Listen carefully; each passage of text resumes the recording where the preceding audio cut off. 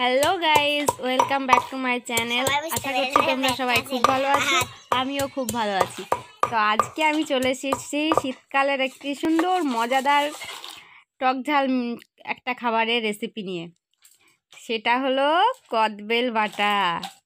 তো এই যে আমার ছোট দেওর বাটা শুরু করে দিয়েছে কদবেলটাকে। তাও ও প্রথমে ধনে পাতাগুলোকে ভালো করে বেটে নিচ্ছে শিলনোড়াতে।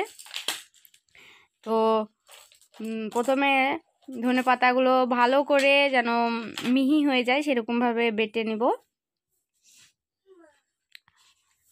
আমার ছোটো দেওর বাড়ছে, কখনো তো এসব কাজ করেনি, তো চেষ্টা করছে যথাসাধ্য খুব ভালো করে করার জন্য। তো ভালোই করছে, খারাপ করছে না।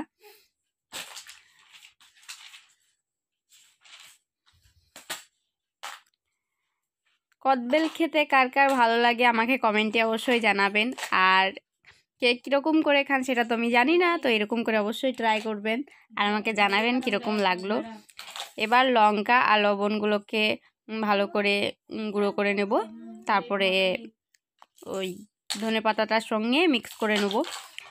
একসঙ্গে করিনি, লাস্টে করছি, কারণ লঙ্কাটাতে প্রচুর পরিমাণে হাত জ্বলে, তো সেই কারণে আগে চেষ্টা ওই পাতাগুলোকে বেটে নেওয়ার পরে লঙ্কাগুলো করছি, বাটছি, যাতে হাতটা জ্বালা না করে।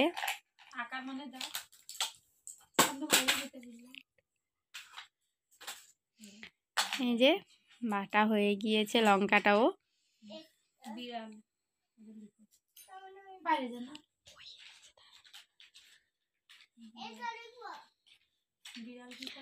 এবার পুরো পেস্টটাই তুলে নিলাম একটা পাত্রতে। তারপরে এবার বেলগুলোকে সব শাঁসগুলো তুলে তুলে শাঁসগুলো খুব ভালো করে শিলনোড়া দিয়ে একটু থ্যাতো করে নেব।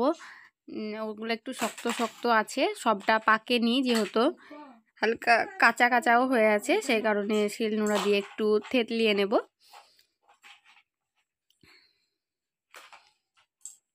তো থেতলিয়ে নেওয়ার পরে ওগুলোর সঙ্গে ভালো করে মেখে নিতে হবে।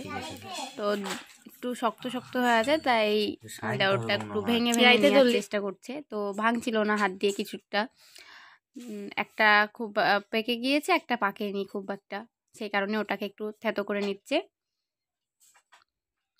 হ্যাঁ, এই যে আমার জাটা শাঁসগুলোকে চামচ দিয়ে খুব ভালোভাবে তুলে নিচ্ছে, সবটা হাতে উঠে আসেনি।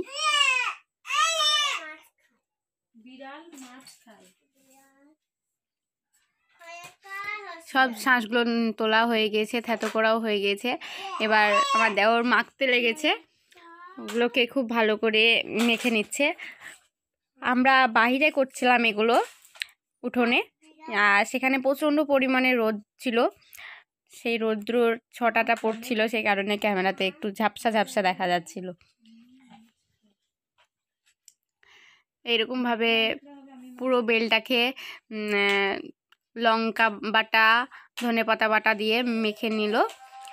তারপরে ভাগ করা হচ্ছে, যে যে খাবে তাকে তাকে ভাগ করে দিচ্ছে। ওই বেলের খোসাতেই খেতে কিন্তু হেভি লাগে, মানে ব্যাপারটা একটা আলাদা রকম, তাই অন্য কোনো জায়গাতে তুলে নিই। ওই বেলের খোসাগুলোতেই খুলিগুলোর উপরে একটু করে নিয়ে নিয়েছি সবাই মিলে।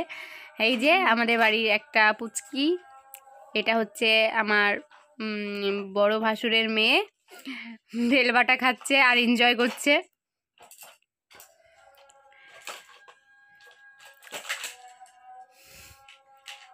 তো গাইস, সবাই ট্রাই করবে আর আমাকে অবশ্যই জানাবে। ওকে, টাটা, বাই বাই।